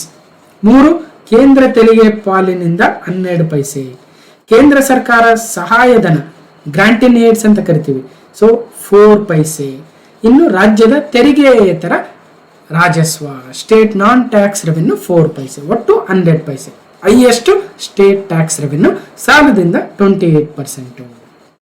ಇನ್ನು ವೆಚ್ಚ ಅಲ್ವಾ, ಯಾವುದಕ್ಕೆ ಎಷ್ಟೆಷ್ಟು ಪೈಸೆಗಳಲ್ಲಿ ವೆಚ್ಚವಾಗುತ್ತೆ. ಸೊ ಅಷ್ಟು ವೆಚ್ಚ ಇದೆ ಟೋಟಲ್. ಅದರಲ್ಲಿ ಸಾಲ ತೀರಿಕೆಗೆ 18% ಹೋಗುತ್ತೆ, 18 ಪೈಸೆ ಸಾಲ ತೀರಿಕೆಗೆ. ಇತರ ಸಾಮಾನ್ಯ ಸೇವೆಗಳಿಗೆ 17 ಪೈಸೆ, ಸಮಾಜ ಕಲ್ಯಾಣಕ್ಕೆ 15 ಪೈಸೆ, ಇತರ ಆರ್ಥಿಕ ಸೇವೆಗಳಿಗೆ 15 ಪೈಸೆ. ಇತರ ಆರ್ಥಿಕ ಸೇವೆಗಳಂದ್ರೆ ಅದರ್ ಎಕನಾಮಿಕ್ ಸರ್ವಿಸಸ್. ಒಟ್ಟಾರೆಯಾಗಿ ಎಜುಕೇಶನ್ಗೆ ಎಷ್ಟು ಪರ್ಸೆಂಟ್ ವೆಚ್ಚ ಅಂದ್ರೆ 11%, ಕೃಷಿ ನೀರಾವರಿ ಗ್ರಾಮೀಣಾಭಿವೃದ್ಧಿ 14%, ಆರೋಗ್ಯ 4%. ಹೀಗೆ ಹೈಯೆಸ್ಟ್ ನಮ್ಮ ಡೆಬ್ಟ್ ಸರ್ವಿಸಿಂಗಿಗೆ ಹೋಗುತ್ತೆ. ಎಜುಕೇಶನ್ಗೆ 11%, ಹೆಲ್ತ್ಗೆ 4% ಗಮನಿಸಬೇಕು. ಇನ್ನು ತೆರಿಗೆ ಎಲ್ಲೆಲ್ಲಿಂದ ಬರ್ತವೆ? ಸ್ಟೇಟ್ ಓನ್ ಟ್ಯಾಕ್ಸ್ ಇಂದ 52% ಬರುತ್ತೆ ಅಂತ ಹೇಳ್ತಾ ಇದ್ವಿ, ಆದಾಯ ಅಲ್ವಾ. 52% ಸ್ಟೇಟ್ ಓನ್ ಟ್ಯಾಕ್ಸ್ ಇಂದ. ಯಾವ್ಯಾವ ಟ್ಯಾಕ್ಸ್ ಇಂದ ಎಷ್ಟು ಪರ್ಸೆಂಟೇಜ್ ಅಂತ ಕೇಳಿದ್ದಾರೆ ಎಕ್ಸಾಮ್ ಅಲ್ಲಿ ಹಿಂದೆ. ಸೊ ವಾಣಿಜ್ಯ ತೆರಿಗೆಗಳಿಂದ 58%, 1,10,10,000 ಕೋಟಿ ಕರೆಕ್ಟ್. ಕಮರ್ಷಿಯಲ್ ಟ್ಯಾಕ್ಸ್ ಇಂದಾನೆ ಬರೋದು ಹೈಯೆಸ್ಟ್ 58%. ಅದರ ನಂತರ 2ನೇ ಸ್ಥಾನದಲ್ಲಿ ಎಕ್ಸೈಸ್ ಇದೆ, ಅಬಕಾರಿ ಸುಂಕ ಅಂತ ಕರಿತೀವಿ. 38,525 ಕೋಟಿ ರೂಪಾಯಿಗಳ ಅಂದಾಜನ್ನು ಮಾಡಲಾಗಿದೆ. ಅಂದ್ರೆ ಈಗ ಎಣ್ಣೆ ಪ್ರಿಯರಿಗೆ ಸಿದ್ದರಾಮಯ್ಯ ಏನ್ ಕೊಟ್ಟಿದ್ದಾರೆ, ಶಾಕ್ ಕೊಟ್ಟಿದ್ದಾರೆ ಅಂತ ಹೇಳ್ತಾರೆ ಅಲ್ವಾ. ಎಣ್ಣೆ ಪ್ರಿಯರ್ ಅಂದ್ರೆ ನಿಮ್ಗೆ ಗೊತ್ತಿರುತ್ತೆ ಏನಂತ, ಅಬಕಾರಿ ಸುಂಕ ಅಂದ್ರೆ 38,525 ಕೋಟಿ ರೂಪಾಯಿಗಳ ಆದಾಯವನ್ನ ನಾವು ಅಂದ್ರೇನು ಮದ್ಯ ಮಾರಾಟದಿಂದ ಪಡಿಬೇಕು ಅಂತ ಇದೆ. 20% of the total state tax revenue ಅಂತ. ನೋಂದಣಿ ಮತ್ತು ಮುದ್ರಾಂಕ, ಸ್ಟಾಂಪ್ಸ್ ಅಂಡ್ ರಿಜಿಸ್ಟ್ರೇಷನ್. ನಾವು ಹೋಗಿ ಯಾವುದೋ ಒಂದು ಜಮೀನನ್ನ, ಯಾವುದೋ ಒಂದು ಸೈಟ್ ಅನ್ನ ರಿಜಿಸ್ಟರ್ ಮಾಡಿದಾಗ ಕೊಡ್ತೀವಲ್ವಾ, ಅದು 14%, 26,000 crores of revenue comes from the ನೋಂದಣಿ ಮತ್ತು ಮುದ್ರಾಂಕ ಅಥವಾ ಸ್ಟಾಂಪ್ಸ್ ಅಂಡ್ ರಿಜಿಸ್ಟ್ರೇಷನ್. ಇನ್ನು ನಾವು ಯಾವುದೋ ಒಂದು ಬೈಕೋ ಕಾರು ಪರ್ಚೇಸ್ ಮಾಡಿದಾಗ ಟ್ಯಾಕ್ಸ್ ಕಟ್ತೀವಲ್ವಾ, ಅದನ್ನ ಮೋಟಾರು ವಾಹನ ತೆರಿಗೆ, ಮೋಟಾರ್ ವೆಹಿಕಲ್ ಟ್ಯಾಕ್ಸ್ 7%, 13,000 ಕೋಟಿ ರೂಪಾಯಿಗಳು, ಮತ್ತು ಇತರೆ 2,368 ಕೋಟಿ. ಹೀಗೆ ಒಟ್ಟಾರೆಯಾಗಿ ರಾಜ್ಯದ ಸ್ವಂತ ತೆರಿಗೆಗಳ ವಿವರಗಳನ್ನು ನೋಡೋದಾದ್ರೆ ಬಹುಪಾಲು ಪರ್ಸೆಂಟ್ ವಾಣಿಜ್ಯ ತೆರಿಗೆಗಳು ಕಮರ್ಷಿಯಲ್ ಟ್ಯಾಕ್ಸಸ್ ಇಂದನೇ ಬರ್ತವೆ. ಓಕೆ, ಇನ್ನು ಒಟ್ಟಾರೆ ಹಂಚಿಕೆಗೆ ಹೋಗೋಣ.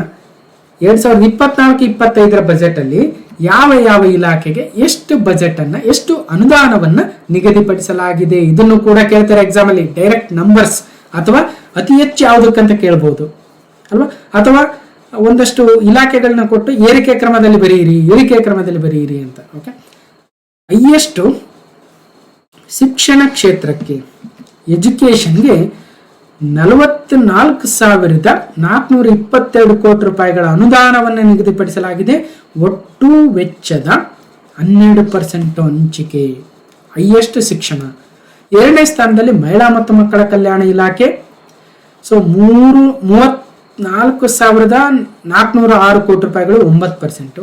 3ನೇ ಸ್ಥಾನದಲ್ಲಿ ಇಂಧನ 23,159 ಕೋಟಿ 6%.